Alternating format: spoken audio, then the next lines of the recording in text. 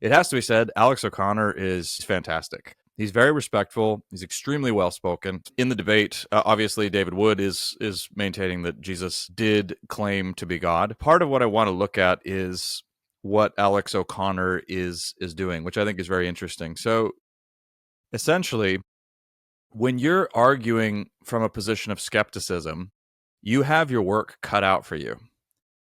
Now, on the one hand, you have a cultural moment where that is in sympathy with you. The cultural default assumption is that skepticism is synonymous with higher levels of intelligence. Mm-hmm. Now, this is not necessarily true at all, by the way. But the assumption is if you ask a lot of questions, if you're skeptical of particularly popular or major positions that have been held down the ages, then you're a free thinker, you're an independent thinker, you're a tough-minded thinker. No, wait. Now, Listen. so there's cultural bias there that favors the skeptic as the smarter person. But on the other hand, just technically speaking, if you're a skeptical person, you have your work cut out for you.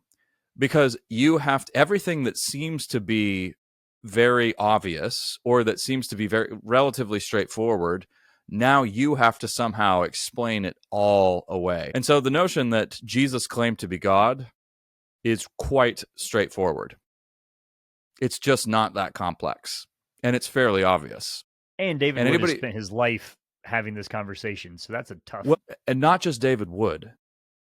2,000 years of robust, highly intellectual, highly sophisticated, highly subtle conversation between some of the greatest minds who have ever graced, the printed. To think that going against 2,000 years, of tradition makes you somehow more noble or more open-minded. That's just a symptom of our age.